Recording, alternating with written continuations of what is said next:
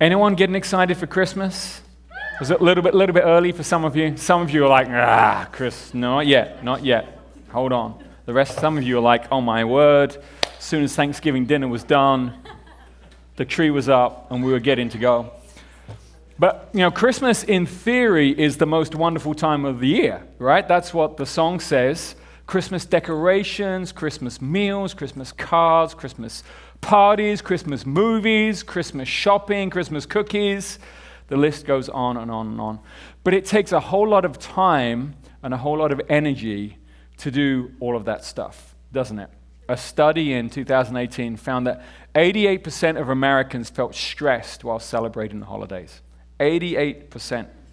And actually, that's even more true for women than it is for men. Is that right, women? Yeah.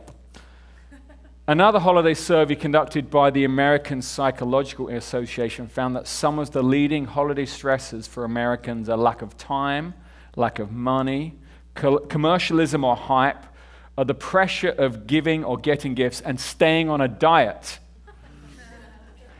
And 42% of workers say that Christmas is the most stressful time of the year because they say it's so hard to balance work, especially those end-of-year deadlines, along with all of their family commitments, all of the kids' school events and all of those kind of things that are happening all around at the same time.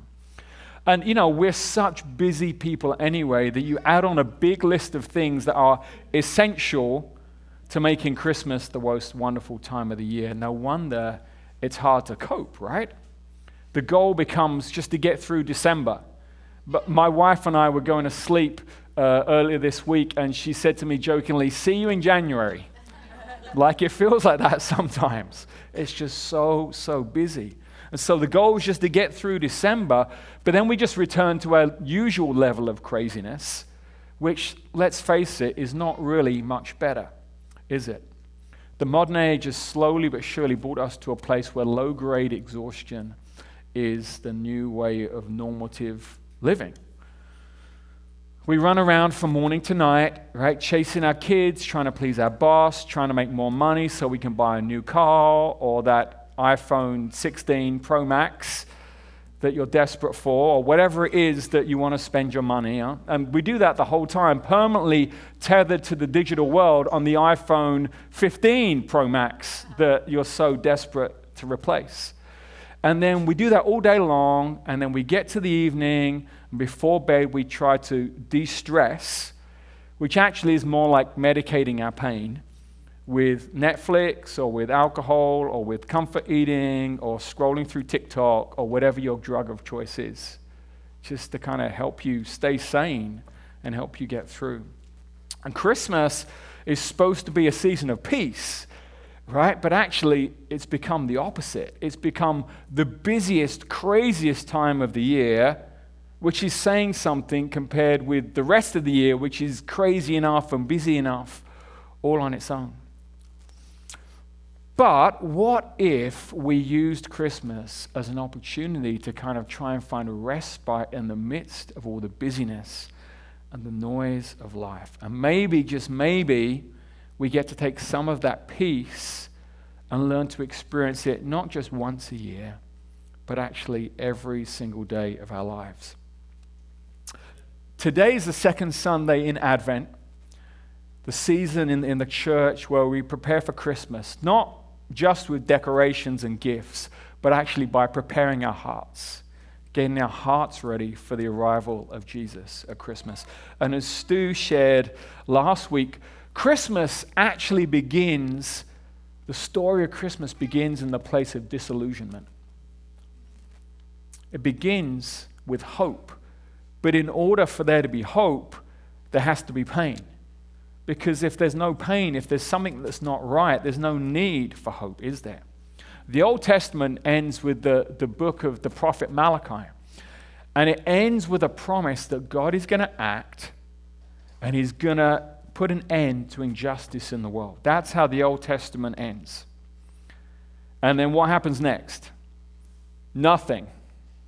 400 years of nothing, of silence, of no word from the Lord. How 400 years of oppression at the hands of the great empires of the world. And the people God's people, the people of Israel, are left wondering, well, where is God?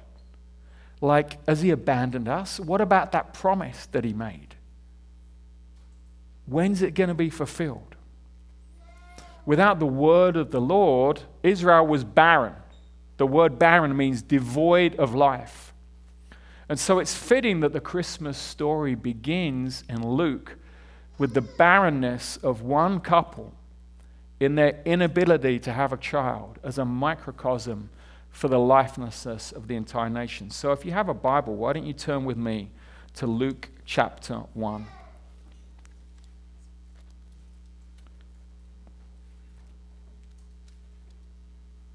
And I'd love to, if at all possible, I'd love to encourage you to think about bringing a paper Bible with you to church. There's nothing particularly special or nothing, more holy about a paper Bible. But the one good thing about a paper Bible is you can't get distracted with a paper Bible. Whereas I've been there. I've been on my phone, I'm on my iPad, and I'm following along, I'm reading the scripture, maybe making notes, and then a text pops up, or Chipotle decides they want to offer me free guac after church. And I go down a rabbit hole, and I'm just totally distracted. The good thing about a paper Bible is you can't get that. So if you don't have a paper Bible, hey, Christmas is coming up. Why not ask for a paper Bible? Find one that you love to read, that you just love. I do. This is my new Bible. This is my new lead pastor of Everyday Church preaching Bible right here. So if you want to come and stroke it later, it's buffalo skin. If you're a vegan, then you might not want to come and stroke it. You might leave the church, I don't know. But find a Bible that you just love to pick up and love to read.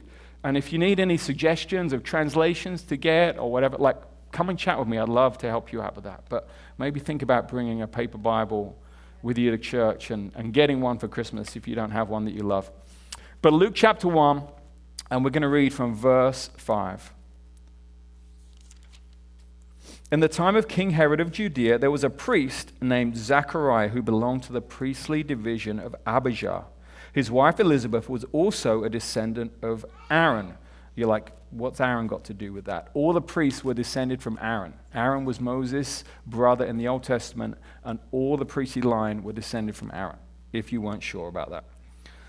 Both of them were righteous in the sight of God, observing all the Lord's commands and decrees blamelessly. But they were childless because Elizabeth was not able to conceive, and they were both very old. Once, when Zachariah's division was on duty and he was serving as a priest before God, he was chosen by lot, according to the custom of the priesthood, to go into the temple of the Lord and burn incense. And when the time for the burning of incense came, all of the assembled worshippers were praying outside. Then an angel of the Lord appeared to him, standing at the right side of the altar of incense. When Zacharias saw him, he was startled and was gripped with fear. But the angel said to him, "Do not be afraid, Zachariah.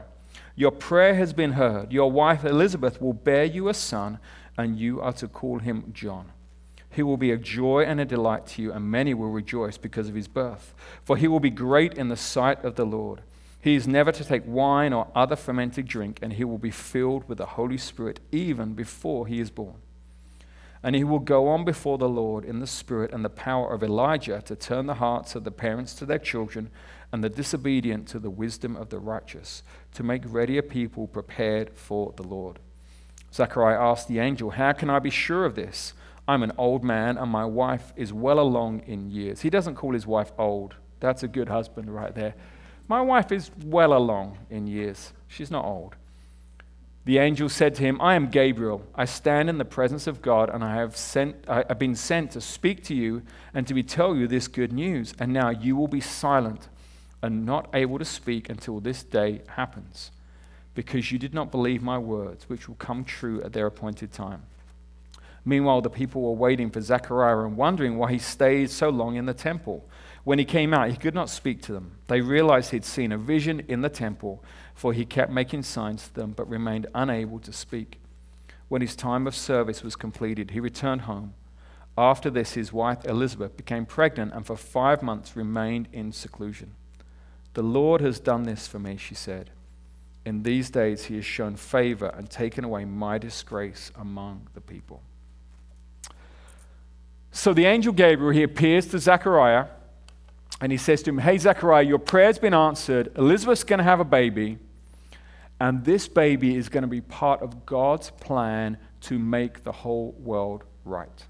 So that baby, as you may well know, grows up to become John the Baptist, the man that God chose to be a forerunner to prepare the way for his cousin, Jesus, and to begin the process of bringing the kingdom of heaven to earth. But as I read this passage right here, there's a couple of questions that come to mind. The first one is, why Zechariah? Like, why did God choose Zechariah and Elizabeth for this particular task? And I think the answer is this, that Zechariah still had that hope that Stu shared about last Sunday. Despite God basically ghosting Israel for 400 years, Zechariah still had hope in the promises of God over Israel. He was still faithfully executing his calling as a priest before God. And it says right here in Luke chapter 1 that what Zechariah was, he was burning incense in the temple.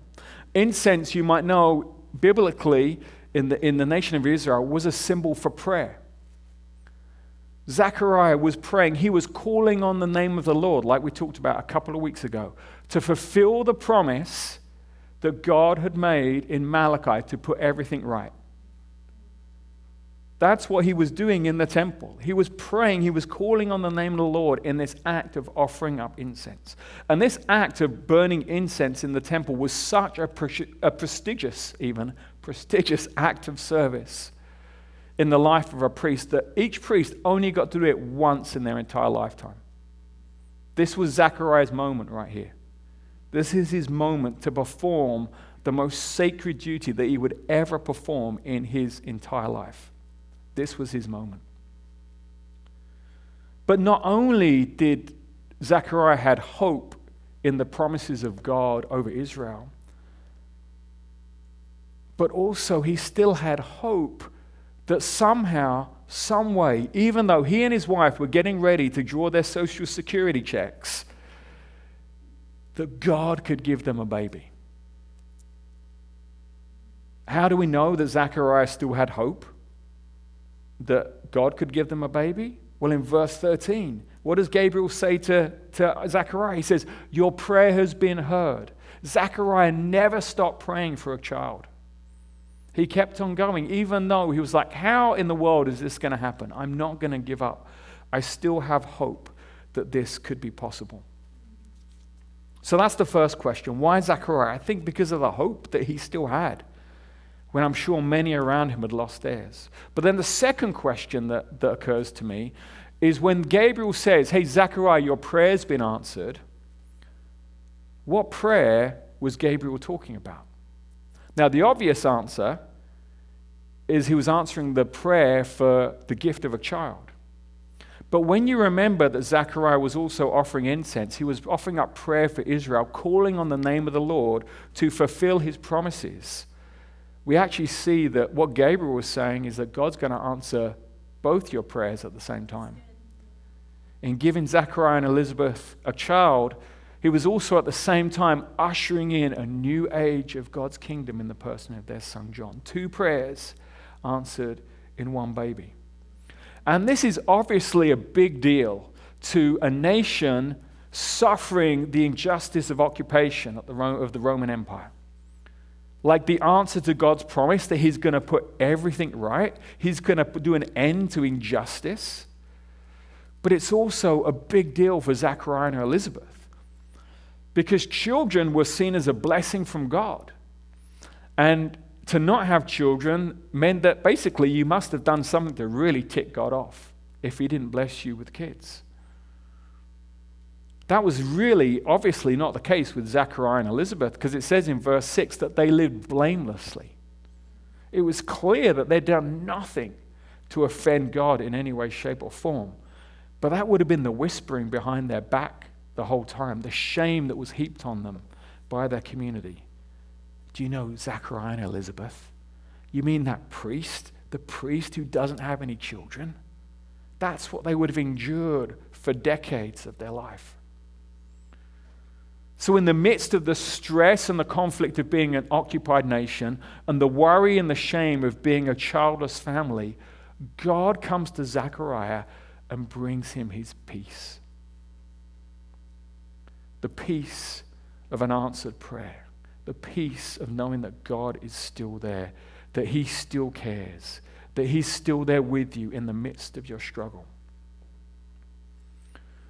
But look with me for a moment at the context in which Zechariah receives this good news. He receives this peace. Remember, this is the first time that God has spoken in 400 years. This is a huge moment right here.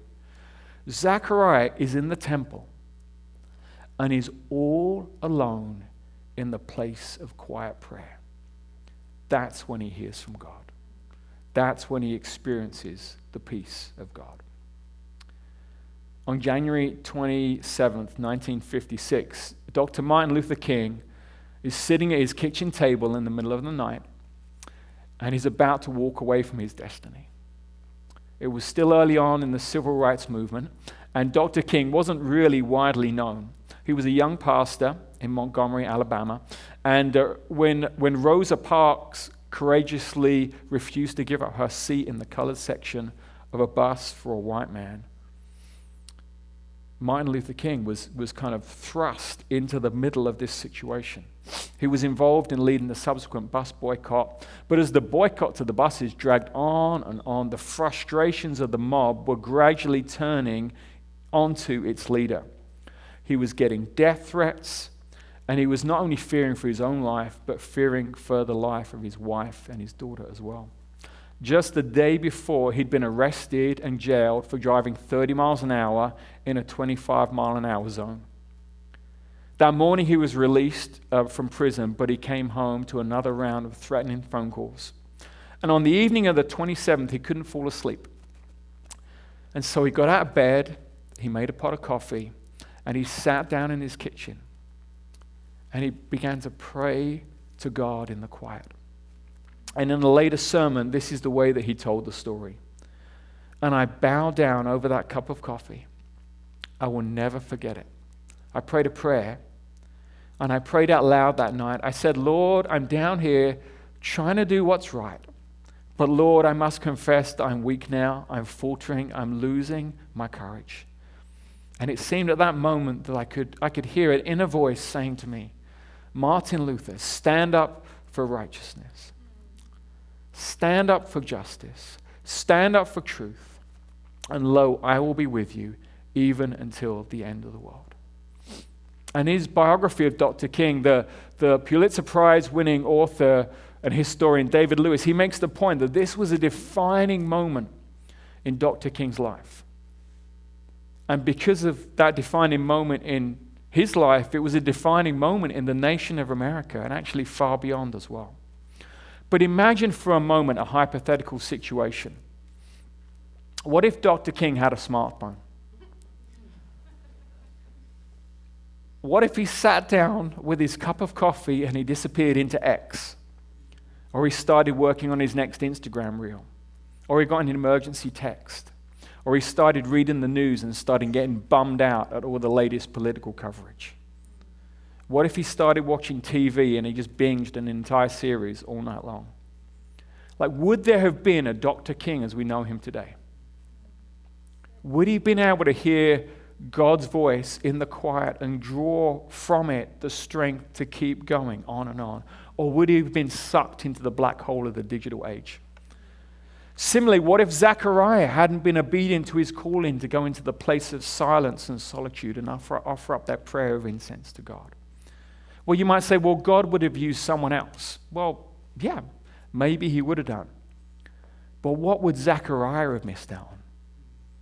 He would have missed out on the dual answer to his prayers in the birth of his own son. And you know, we live in an era where it's possible to go through your entire life and never be alone. Because even when we are alone, we're on our phone, or we're on Netflix. You know, let's face it, The moment that most of us are ever on our own in a room, in a car, or to be honest, let's face it, the bathroom, we reach for the appendage of our device, don't we? We check our texts, we open social media, we read the news, we play music, we put on a podcast, we Google, whatever. That's what we do the moment that we're on our own. We don't know what to do with ourselves anymore. In the place of aloneness and in the place of quiet. These devices keep us tethered to the world of noise. And scientists are actually beginning to discover the hazards of what they call noise pollution. The World Health Organization has declared noise pollution to be the second most lethal environmental toxin after air pollution. The noise of the modern world is literally killing us. And God longs to bring peace to our lives, but he doesn't compete with the noise. He doesn't yell louder so we can hear him over the ethereal background noise of everything that's going on in our world. He invites us to come alone to the quiet place, to renew our hope, and to give us his peace. Mother Teresa once said, we need to find God, and he cannot be found in the noise and restlessness. God is the friend of silence. You know, our world of activity and noise is simply exhausting. I mean, even if we're not physically that active, the strain of that continuous sensory input on us is enormous. Excessive noise releases stress hormones like cortisol, which cause physical and mental fatigue, not to mention the toll that it's taking on our very souls. I mean, I love to listen to audiobooks and podcasts when I drive, when I get in the car. Like, it's one of my favorite ways to learn and to grow. It's awesome. But as I become more and more in touch of what's going on inside of me, I'll often, when I get in the car, just turn the stereo off, at least for a few minutes, so I can just allow my soul to take a break, just to breathe and experience the peace of God. But exhaustion actually is just one of the symptoms of living in this digital age. Because for so many people, both inside the church and outside the church, that exhaustion is paired with anxiety. Anxiety disorders are the most common mental illness in the United States. 1 in 5 Americans experience an anxiety disorder every year. 1 in 5. That's 1 in 4 when it comes to women. That's 1 in 3 when it comes to 13 to 18-year-olds. A third of our teenagers experience anxiety every single year. And even for those who don't view anxiety as maybe a big issue for them, just that worry around the Christmas season about how to afford Christmas gifts or food or parties and so on, or the stress when it comes to January of figuring out how to pay those credit card bills. Anxiety is a huge deal. And when it's paired with that exhaustion, it's almost insurmountable. But notice in verse 13 how the angel's conversation with Zechariah begins. He says in verse 13, "Do not be afraid." The peace of God is the antidote to our fears. Now, don't get me wrong. I'm not saying that if you experience serious anxiety that you just need to trust God more. I'm not saying that at all. I have a number of friends who've experienced crippling anxiety at different points in their life. Like, I've seen it happen. I'm not negating the value of therapy and medication. Like, that's all good stuff. But there's a reason why our anxiety levels have shot up over the last few decades. And research points to the way that we live our lives in the modern world as the primary cause. Like, just the relentlessness of life in the digital age is destroying our emotional and our spiritual well-being. But if we look at the life of Jesus in the Gospels, we see a Jesus who was incredibly busy. Like, the guy was non-stop. He just went going. But here's the thing, he wasn't hurried.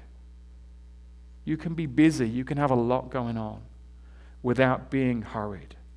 without being burnt out and exhausted, without being a wreck of nerves and anxiety. And the way that he did it was that he modeled for us in the Gospels a system, a rhythm of retreat and return. Retreat and return. He'd go off on his own to a quiet place to spend time with his Father. And then he'd come back. He'd return to be in community with his disciples. Retreat and return. Retreat and return. We see it throughout the Gospels. It's how Jesus kept sane. It's how Jesus kept things going. And unless we figure out our own rhythm of retreat and return that works in our modern world, in our lives today on the Central Coast of California, in 2024, 2025, then things are actually only going to get worse for us. And actually, sometimes things need to get really bad before we decide to act. Whether it's exhaustion or anxiety, or it's a lethal cocktail of both. Often we don't know when to stop, and God has to step in for us. Because despite the hope that Zechariah received here in the temple, he couldn't quite take hold of the peace that God was offering him. He couldn't quite get it on his own. God was saying it's all going to be okay, but Zechariah couldn't quite accept it, so God forces peace on him. Take a look at verse 18 and verse 19. Zechariah asked the angel, "How can I be sure of this? Really? Is this really going to happen? Are you pulling my leg here? I'm an old man and my wife is well along in years." And so the angel said to him, "I am Gabriel. I stand in the presence of God, and I have been sent to speak to you and to tell you this good news. And now you will be silent and not able to speak until this day happens, because you did not believe my words, which will come true at their appointed time." Okay, Zechariah. If you can't quite get this, let's see what 9 months of enforced silence does for you. Every morning I recite Psalm 23 to myself. It just helps me experience God's peace at the start of each day. And these are some of the most famous words in Scripture. People who have never set foot in a church often find that these words are familiar to them. The Lord is my shepherd. I lack nothing. He lets me lie down in green pastures. Except that's not what it says, does it? It says he makes me lie down in green pastures. Sometimes stuff happens in our life that sidelines us for a while. You know, an injury or sickness, losing our job, whatever it might be. And what do? We blame the enemy. Oh, I'm under attack. The enemy's coming after me. But hey, maybe, just maybe, it's not the enemy. Maybe it's actually the goodness of God forcing peace on us for our own benefit. Maybe we need to give that some thought from time to time. Because we all need to experience this peace. You know, this week has been just crazy busy for me, for us, for our family. Preparing for Sunday, communicating with our church, meeting with our leaders and church members. Zoe's parents are here from England, which is super exciting. But, you know, that means getting the house ready and all of that kind of stuff. Maya, our youngest daughter's been in a show this weekend. She's right there this afternoon at the Clark Center. She's had final rehearsals every night this week. So it's just been back. We live in Slow, so it's been back and forth, up and down the freeway every evening. Each day, multiple times. I've had a couple of events for my media business. This week, I got to meet Heather and Larry last night at one of those events, which is super awesome. I'm so glad you guys are here. It's just been crazy busy. And the irony is that this is the week that God has me teaching on peace.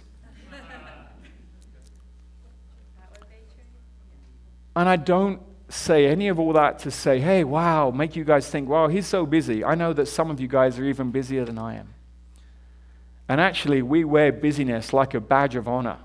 And that's not a good thing. Yes. If we ever find ourselves boasting about how busy we are, something needs to change. But I say all that to show you that I get it. That you're not just sitting there going, yeah, but you just don't understand what's going on in my life. You don't understand how busy I am. You don't understand what it's like with my little kids. Oh man, I get it. It's such a joy and it's such a challenge all at the same time. I get it, you guys. Life is crazy. And I've been reminded again this week how important it is to excavate space, even if it's just for a few minutes at a time, to experience the peace of God. But doing that's actually going to require us to make some changes. It's not just going to happen all by its own. It's not going to happen accidentally. Because our attitude to experience the peace of God often looks a lot like this. We just kind of go around our crazy, busy lives and we throw up a prayer and ask God to dollop a lump of peace on top of the busyness so we can survive and get through. And we actually expect that to make a difference, right? Now, it is true that peace is a gift from God. But actually, if we want to experience a life of peace, we have to live a lifestyle of peace. We have to slow down. We have to take stock of our priorities. We have to learn to say no to good things so we can say yes to better things, like the peace of God. But above all, we have to get alone. We have to get quiet. We have to embrace silence and solitude. And if you actually do that, you might find that you don't like it very much at first. Because when we're not used to silence and solitude, it can feel very unnatural. Our minds continue to race, and we can feel even more stressed out than we did before when we were going 100 miles an hour. Because not only are we still stressing about our holiday list, now we're also not checking anything off of it at the same time. That's even more stressful to begin with. It's like I'm just wasting time here. But time spent in silence and in solitude with God is never wasted time, no matter how it might feel like it. It takes time to get to be truly still, you guys. We all want our life to kind of be kind of like this. This kind of water is kind of clear and nice, and there's clarity going on. But actually what our lives look like most of the time is a bit more kind of like this. Right? And even if we stop for a moment, the water still swirls, the dirt's still going on, like there's still the craziness in our minds going on and on and on and on and on. Eventually, that water's going to settle again. Eventually, all that gunk and dirt is going to come to the bottom. And we're going to be left with clearness, and we're going to be left with clarity. But it takes some time. We can't sit down for 30 seconds and expect suddenly that God's going to speak through the quiet to us. We have to give it time. Not just, time when it comes to each individual moment, but give it time in terms of consistency. And it will become easier every time you do it. Every time you just set a few moments aside to come and be quiet and be still with God, you'll find it easier. More quickly, you'll come to that place of clarity. More quickly, you'll come to the place of peace. But it takes time. Don't give up too soon. And so this Advent season, I want to invite you guys just to take some time each day to be quiet and to be alone to experience God's peace. Just find a distraction-free place. I say just find a distraction-free place. I know that's not always that easy, is it? It might mean getting up a little bit earlier than everyone else in your home. It might mean going for a walk on your lunch break. Or it might mean using your car ride on the way home. Or it might mean not watching just one more show on Netflix before you go to sleep at night. You might want to read Psalm 23. Or you might just want to be quiet and still and silent. But just to take a few minutes, whatever it is that you can manage, and be quiet and still and alone with God. Invite His peace into your life and carry it with you throughout the day. And then if you want to get really crazy, try setting aside 30 minutes at some point this week to think about what you might want to say no to this holiday season. Like, what is unnecessary? What's getting in the way of you experiencing the peace that God has for you and enjoying this special season in the way that He always intended it to? You know, maybe chat with your family and decide together just to get rid of a little bit of the hustle and bustle and enjoy God's gift of peace to you this Christmas. And you know what? Who knows? Maybe you might get to carry it with you into January as well.